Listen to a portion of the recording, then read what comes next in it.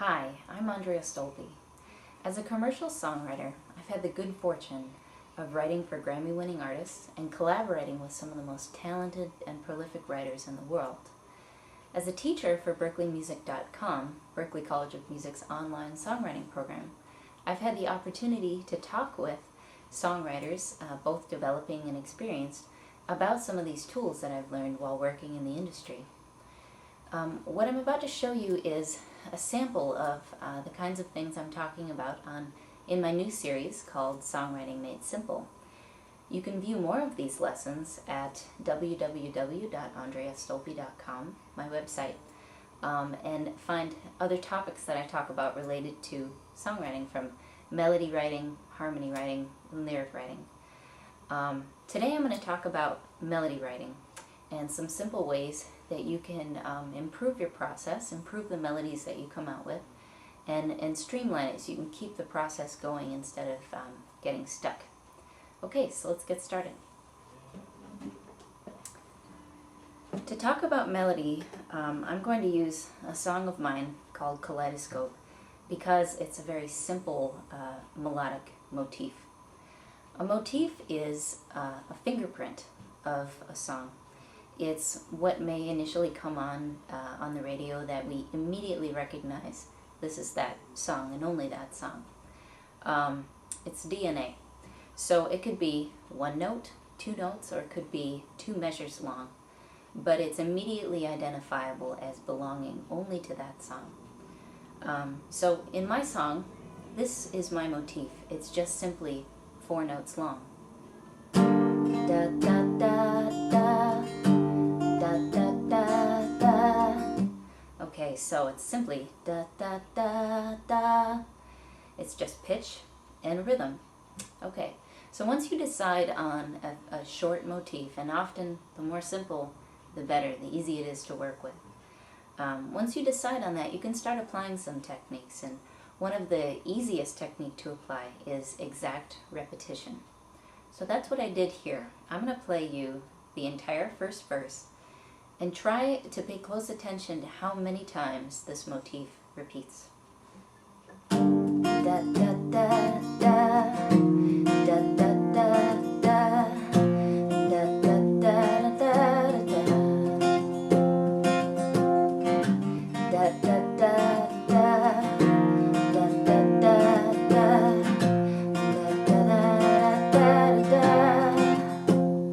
Okay, so that's the verse section. Really simple. Well, so the motif repeats 2 times to begin with, and then a 3rd time, but on the 3rd repeat, we have 2 extra notes.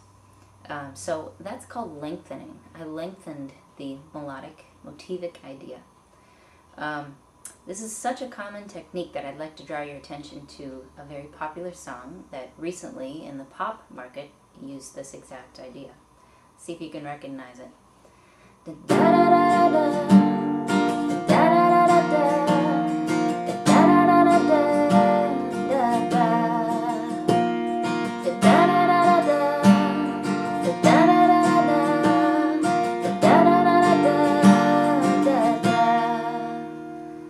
so that's Avril Lavigne's song, I'm With You.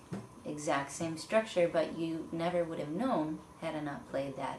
Look for your own examples too. A great activity is to listen to as many songs as possible and try to find similarities between the structures. Okay, so another technique now that I've got my 6-line verse idea is to think about how to contrast with the next section. So I'd like to write a verse, pre-chorus, chorus structure, which is, again, extremely common.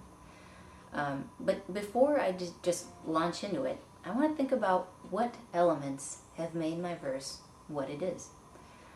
So again, here's my verse. Da, da, da, da, da, da, da, da,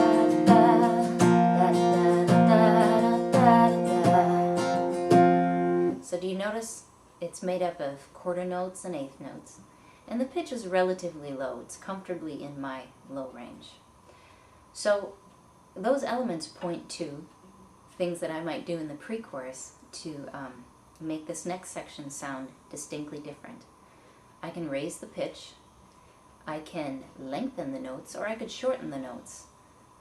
So here's what I've come up with. This is the second half of the verse moving into the pre-chorus. Da, da, da, da, da, da, da, da, da, da, da, da, da, da,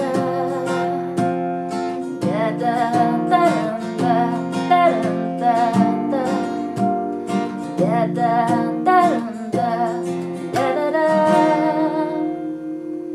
Okay, so there's another element happening here. I raised the pitch. I may have shortened some notes, but generally it's the same. The other element that's really setting this pre-chorus apart is the length of the phrasing. Suddenly, I used repetition more closely together. The phrases got shorter. I'll show you. In the verse it was, here's the 1, 2, 3, 4. Da, da, da, da, da, da, da, da. So each motif is 1 measure long. But in the pre-chorus, check this out.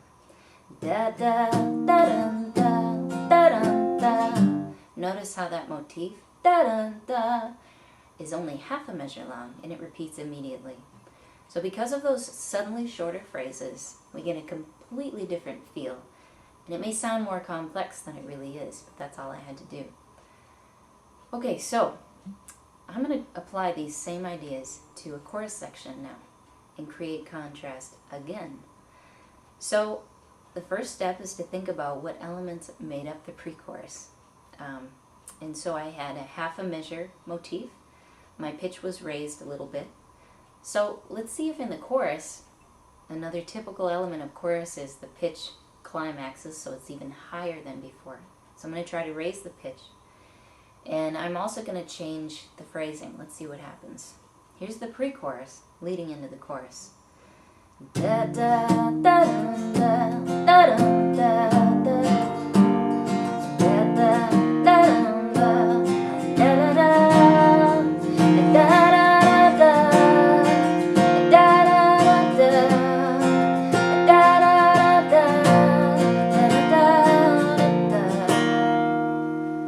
So this is my new motif. Can you hear it? Da da da da da da da da da. Okay, it's just a series of notes, very, very simple. You can write the same thing on your own. But I lengthen the phrases now. So in the chorus, the phrases are again 1 measure long. They're out of sync with the harmonic phrasing, and that's something that you can visit my site and watch some of the other lessons to learn about. So those elements are creating lots of contrast for my chorus, and the raised pitch is making it sound like the main message, like we have arrived. Now there's one more element that I'd like to quickly tell you about that's helping me to create contrast between these sections.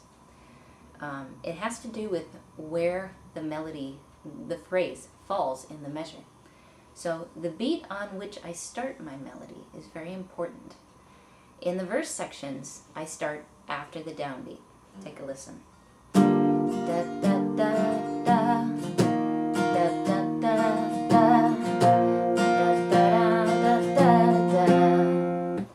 Okay, in the pre-chorus section though, I start before the downbeat. It makes a big difference. Da, da, da, da.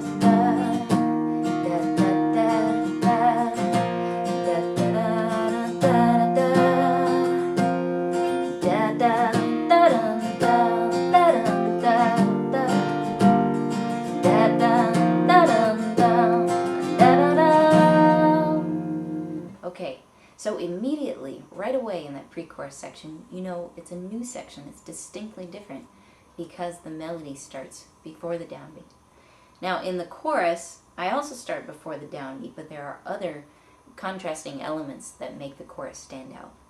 So what I'm getting at here is you don't need to use 4 contrasting elements all at once. Sometimes 1, 2, or more can do the trick.